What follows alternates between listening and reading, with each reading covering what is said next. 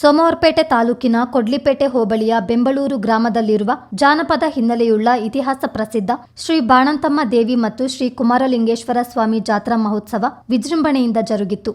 ಬೆಂಬಳೂರು ಬಾಣಂತಮ್ಮಳಿಗೆ ಒಟ್ಟು 7 ಮಂದಿ ಪುತ್ರರಿದ್ರು. ಕಾಲಕ್ರಮೇಣ 6 ಮಂದಿ ಪುತ್ರರು ಬೇರೆ ಬೇರೆ ಊರಿಗೆ ವಲಸೆ ಹೋಗ್ತಾರೆ. ಕೊನೆಯ ಪುತ್ರ ಕುಮಾರಲಿಂಗೇಶ್ವರ ವಲಸೆ ಹೋಗದಂತೆ ತಡೆಯಲು ಬಾಣಂತಮ್ಮ ಕುಮಾರಲಿಂಗೇಶ್ವರನ ಕಾಲನ್ನು ಮುರಿದು ಬಿಡುತ್ತಾಳೆ ಎಂಬ ಪ್ರತೀತಿ ಇದ್ದು, ಈಗಲೂ ಕುಂಟ ಕುಮಾರಲಿಂಗೇಶ್ವರ ಸ್ವಾಮಿ ಎಂದು ಕರೆಯಲಾಗುತ್ತೆ.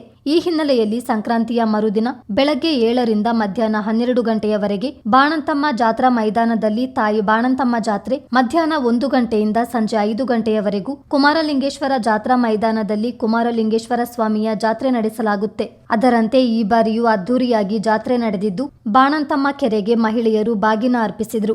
ಸಂಪ್ರದಾಯದಂತೆ ಬಾಣಂತಮ್ಮ ಮತ್ತು ಕುಮಾರಲಿಂಗೇಶ್ವರ ದೇವರ ಮೂರ್ತಿಯನ್ನು ವಾದ್ಯಗೋಷ್ಠಿ ಅಡ್ಡಪಲ್ಲಕ್ಕಿಯೊಂದಿಗೆ ಜಾತ್ರಾ ಮೈದಾನಕ್ಕೆ ಮೆರವಣಿಗೆ ಮೂಲಕ ಕೊಂಡೊಯ್ಯಲಾಯಿತು. ಕೊಡಗು ಮೈಸೂರು ಕ್ಷೇತ್ರದ ಸಂಸದ ಯದುವೀರ್ ಒಡೆಯರ್ ಜಾತ್ರೆಗೆ ಆಗಮಿಸಿದ್ರು. ಮಾಜಿ ಶಾಸಕ ಅಪ್ಪಚ್ಚು ರಂಜನ್, ಕಿರಿಕೊಡ್ಲಿ ಮಠದ ಸದಾಶಿವ ಸ್ವಾಮೀಜಿ ಇದ್ದರು.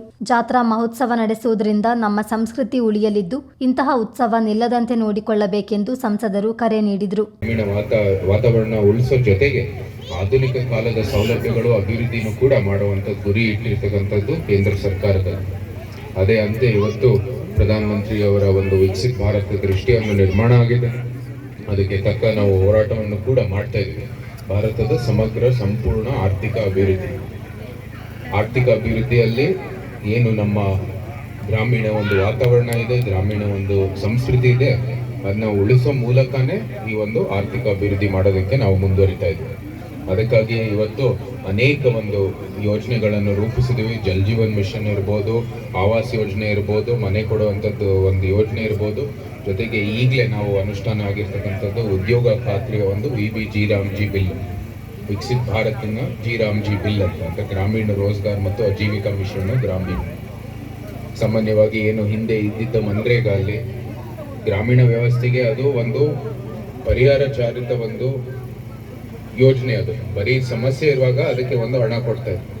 ಆದರೆ ಈಗ ಶಾಶ್ವತವಾಗಿ ಇಲ್ಲಿ ಒಂದು ವ್ಯವಸ್ಥೆ ಬರಬೇಕು ಅಂತ ಆ ದೃಷ್ಟಿಯಲ್ಲಿ ಈ ಒಂದು ಒಳ್ಳೆ ಕಾಯ್ದೆಯನ್ನು ನಾವು ತಂದಿದ್ದೇವೆ.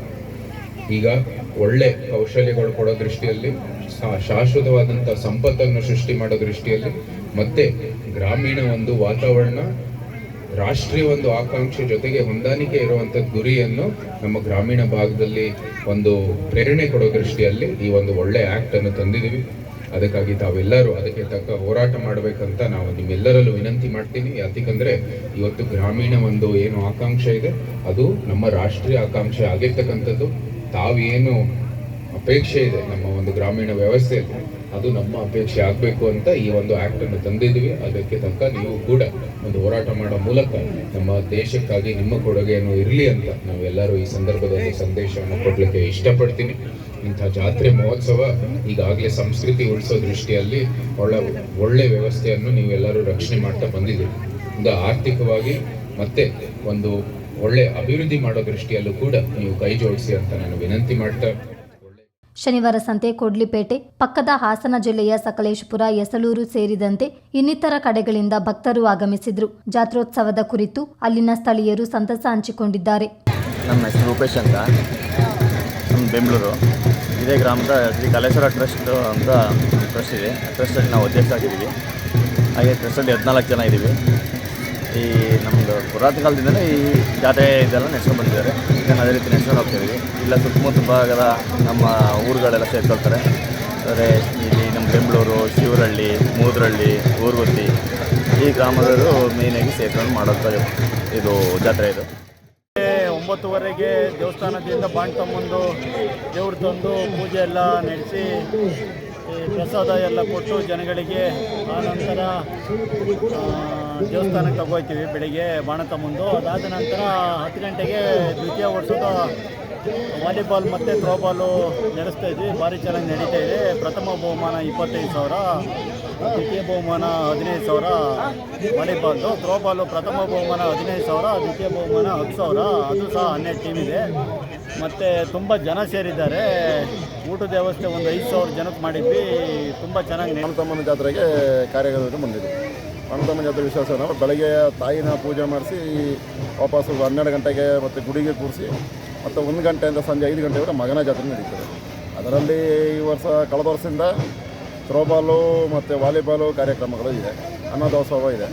ಜಾತ್ರೆಯಲ್ಲಿ ಇನ್ನು ನಾನಾ ಥರ ಅಂಗಡಿಗಳು, ಕಲಂಗಡಿದು ವ್ಯವಸ್ಥೆಗಳಿದೆ, ಊಟದ ಅನ್ನದಾಸೋಹ.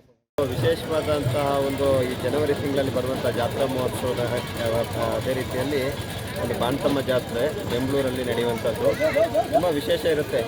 ಈ ದೇವರಲ್ಲಿ ಒಂದು ಭಕ್ತಿ ಇಟ್ಕೊಂಡು ಸುತ್ತಮುತ್ತಲಿನ ಗ್ರಾಮಸ್ಥರುಗಳು ಬಂದು ಇಲ್ಲಿ ಒಂದು ಜಾತ್ರೆ ಮತ್ತು ದೇವರನ್ನು ನೋಡಿಕೊಂಡು ಸಂಭ್ರಮ ಆಚರಣೆ ಮಾಡ್ತಾರೆ. ಅದೇ ರೀತಿಯಲ್ಲಿ ಭಕ್ತಿ ಭಾವದಿಂದ ನಡೆಯುವಂಥ ಒಂದು ಜಾತ್ರೆ ಇದು. ತುಂಬ 10 ಗ್ರಾಮಗಳಿಂದ ಬರುವಂಥ ಜನಗಳು ತುಂಬ ಖುಷಿ ಪಡ್ತಾರೆ. ನಾನು ಕೂಡ ಇವತ್ತು ಫ್ಯಾಮಿಲಿ ಜೊತೆ. ಬೆಳಗ್ಗೆ ನಡೆದ ಉತ್ಸವದ ಮೆರವಣಿಗೆಯಲ್ಲಿ ಮಡಿಕೇರಿ ಶಾಸಕ ಮಂತರ್ಗೌಡ ಪಾಲ್ಗೊಂಡಿದ್ರು. ಮಕ್ಕಳ ಆಟಿಕೆ ಸಾಮಗ್ರಿ ಹಾಗೂ ಮಣ್ಣಿನ ಮಡಿಕೆ ವ್ಯಾಪಾರ ಭರ್ಜರಿಯಾಗಿ ನಡೆಯಿತು. ಸಾರ್ವಜನಿಕ ಮಹಿಳೆಯರಿಗೆ ಥ್ರೋಬಾಲ್, ಪುರುಷರಿಗೆ ವಾಲಿಬಾಲ್ ಪಂದ್ಯಾಟ ಏರ್ಪಡಿಸಲಾಗಿತ್ತು.